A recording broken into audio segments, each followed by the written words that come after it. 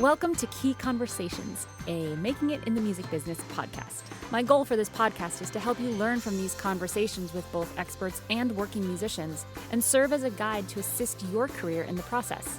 I'm your host, Cheryl B. Engelhardt. Let's get going.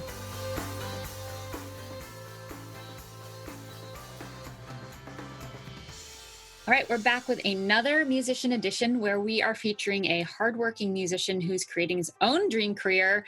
He's also open to a little guidance and brave enough to be in my hot seat today. So welcome Dan Barton, who is a media composer. He's gotten his work on commercials with Tide, Fanta, Capital One. I got that right. And he's also one half of the piano pop duo, the Barton Brothers. That's so correct. Thanks for being here. Absolutely. Thank you. Is your band made up of you and a brother? That's correct. Okay, great. Totally got it. And are you full-time music creator person? As of now, about 50%, and that's a brand new transition. So I'm in the thick of the transition. It's really exciting and terrifying time. Awesome. It is really exciting. So what do you have in place that is helping you make that transition? Like when did you decide you were going to go from full-time to full-time work to full-time musician? And what do you have going on that's been working that you're able to do it? Right. Well, about a year and a half ago, I got a super basic, pleasant administrative job in Boston that really allowed for a lot of flexibility. My roommate works there and he's an opera singer, and they let him leave for the summer to do opera contracts and things like that. So I kind of got the hint that this is something that might wind up being flexible. And I was really aching to just jump ship and go full time. But luckily about last fall, I pitched doing some work from home, being in office a couple of days a week while I muscled out some more time for music. And some of that is balanced out by some freelance recording work that I do and some ASCAP royalties here and there and a custom scoring job here and there and a live performance here and there. And so I'm just kind of trying to muscle in a bigger and bigger percentage of music work and scaling the rest back. Hopefully it's going to be smooth sailing. Awesome. You should listen to the episode with Leslie Barth, who is in day 2 of jumping ship and going full-time. Sure. Full-time musician, literally quit 2 days ago, and she put similar structures in place to start to shift the balance and had a support system in place, all that stuff. So yeah, that will be a good episode for you too, as you're transitioning to full-time, because it's going to happen. Yeah, right. It absolutely is. And you always picture just winning the freelance lottery and just kind of quitting your job one fine magic day. But I decided it wasn't quite going to be like that. So instead, I'm just doing the balance. Yeah, small opportunities and small gigs add up to the bigger changes. And sometimes it's a quantity conversation, and sometimes it's the quality conversation. You get one thing that does it, or there are a lot of different ways to go about it, which is always a theme for me. Is there's not one way to create your own music career. Mm-hmm. So you sound like you've got a bunch of different irons and fires, and you've got this piano work, and you've got the Barton Brothers, and then you have your composing work. And I wear multiple hats too, and it keeps me not bored, and it keeps the multiple streams of income balanced. So if you've got a bad month in one, good month in another. So you're starting to see that, which is cool. Absolutely. That's what I'm hoping for. I'm tempted to, or I always am feeling like I should kind of cut things out and specialize, but I have, like you said, too many irons, too many fires. And right now that's, I'm having a lot of fun with it. So I just can't bring myself to take anything off. I'm enjoying the balance. Awesome. Yeah. And balance is a great word. Sometimes people think balance is between being busy and then having rest, but sometimes it's more about being able to do a bunch of things that you love and feeling like you're getting enough time with each of them to do them well, mm-hmm. and being fulfilled by it. So great. Yeah. So what are the struggles that you're looking at right now in your music career? What's the big thing that pops up right now when you hear that word struggle? I think the narrative that pops into my head when I think about what's my struggle is just this repeating sentence of where does the money come from? And, the reality is I know where it comes from, and I just like want it sooner than later. I see those income streams, and they're in place and they're starting to build. But it's like at this point, like you said, a matter of quality and quantity. But the structures are in place. But that's definitely the biggest struggle, getting that mix of predictable income with the unpredictable, the passive with the steady. I'm trying to get that portfolio in a place that allows for the full time transition. But that is, you know, such a unique struggle, right? Where does it Yeah. Yeah. I've never heard of this struggle before. I don't even I know what know, to talk about. groundbreaking Wondering where the money comes with the music industry. I mean, it's like someone should write a book about that. alien almost. You're an alien. Uh, so you're not alone. Let's get real Correct. here.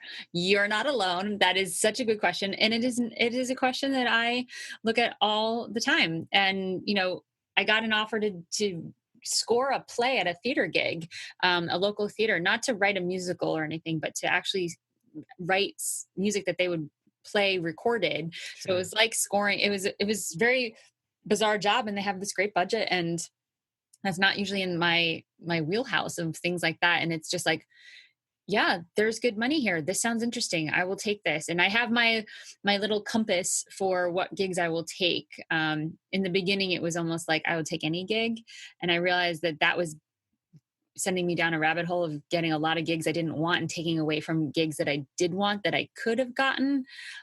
So at some point, there's like a fine line between knowing what the ideal gig is and going after those versus taking just anything that comes along.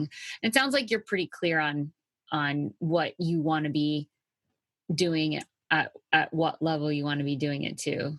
I try to be, but it seems like it takes a lot of faith to be willing to turn down something that doesn't align with your goals, when, especially when you're worried about the money, to have faith that like this doesn't align uh with my mission, and like trust that saying that no will leave you open to a yes that's more in line. But that's a scary proposition when you're turning down work. Yeah. Have you had that situation come up yet? Uh, Definitely. I'm getting a little bit better at saying no, and part of it is just like kind of trying to raise my prices to Mm. take myself out of the running for certain things that I would kind of wind up having to say no to. So it's happening naturally, I would say. Awesome. Yeah, that's great. Yeah, like playing gigs for $20 that, you know, I played a gig in Germany, and they put me up in this like really like it was dangerous. Like I'm lucky I'm here. I Oh don't it was like yeah, an alley. I slept in an alley basically. And I was like, I probably should have said no to this gig, but I was like, oh, it's in Hamburg, and I'm touring internationally. It's one of my first exactly. international tours. But yeah, I look back on that, I'm like, yep, right now I would be like, I'm sorry, where are you putting me up? Nope. Uh-huh. Sorry. Okay. Yeah. I'm gonna have to say no to this one. And composing gigs that, the product is, that shows up where I'm like, I'm not in line with this product, or I got asked to score a comedy web series and they use the C word, like I was just like, this doesn't feel like, I wouldn't show this to my mother, be like, Right. Mom, look at my newest project. So I was like, that doesn't feel like partnership to me if I'm like uncomfortable. So Yeah. Well, that's usually a pretty good barometer. What would you share with your mom? But yeah. So what would be like, if you got a phone call right now offering you the next gig, what would, like, in a perfect world, what would that be? Would it be a scoring thing? Would it be a festival that you're playing with your band, or what would be the number one, like, yes, this is the phone call I've been ooh, waiting for, or email or text or Snapchat or whatever it is? yeah, my dream Snapchat would be. Let's see.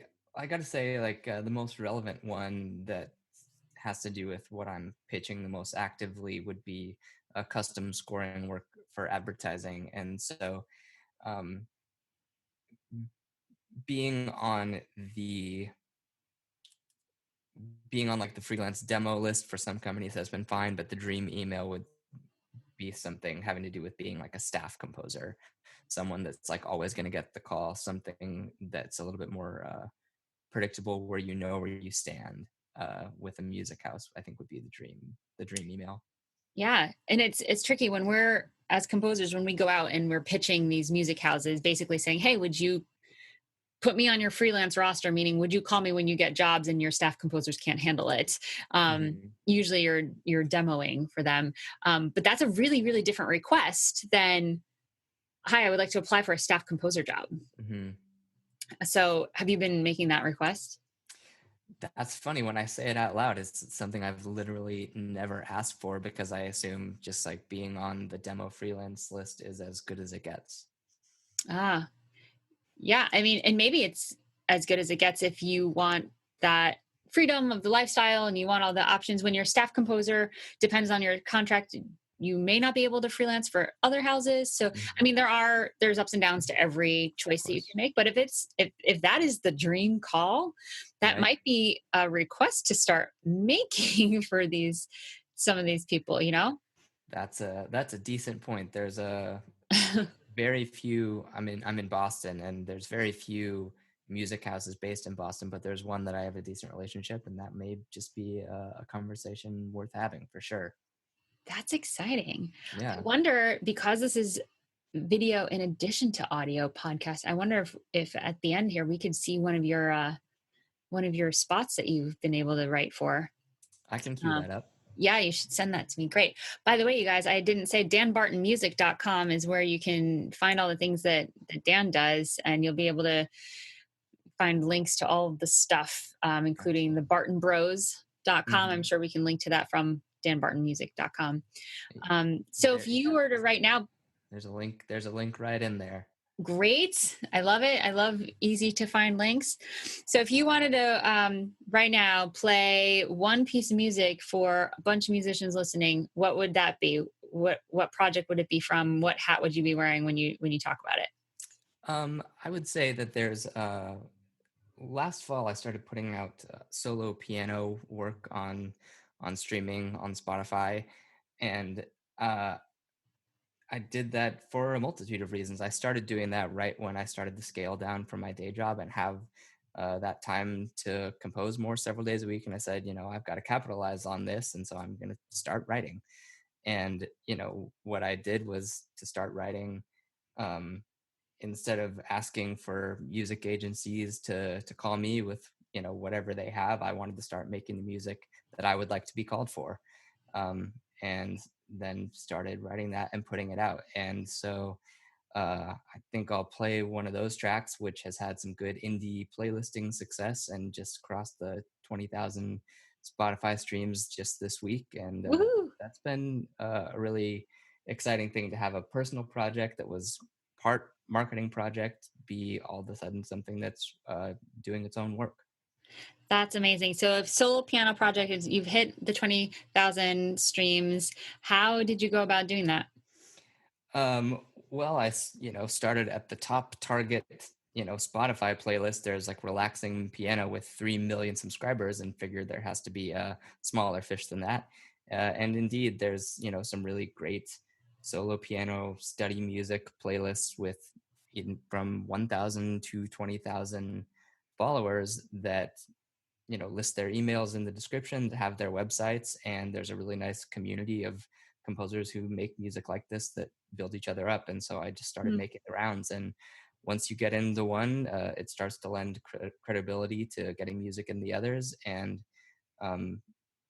it's really nice. It's cool to be on the back end of Spotify and start to see the algorithm working. People saving the tracks correlates with getting in some Discover Weekly, and you can see how one thing, spirals up, hopefully to the top, to those Spotify curated branded playlists. And so that's the mountain I'm trying to climb with these.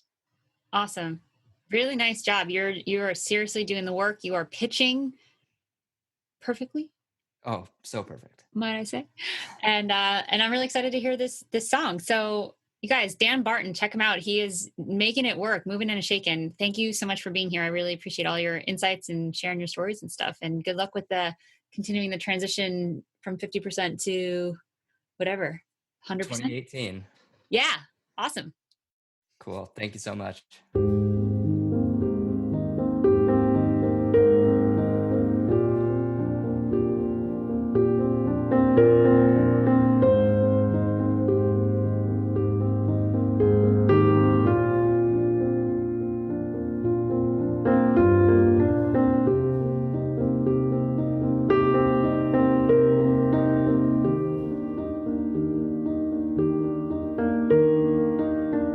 forget to rate, like, and subscribe on iTunes, Stitcher Radio, and YouTube if you like this podcast. Musicians like you keep me inspired and motivated, and for doing that, I'm offering you a free 6-page guide to pitching. This guide will unlock the keys to priming your pitch, where you can get started getting a yes when you pitch anything to anyone. Grab it at inthekey.co/prime. Thank you for listening, and I'll see you next time on Key Conversations.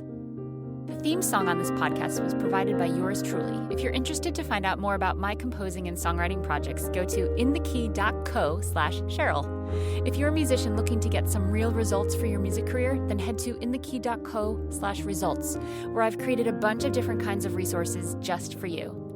Key Conversations is sponsored in part by Bandzoogle. They make it easy to build a beautiful website for your music.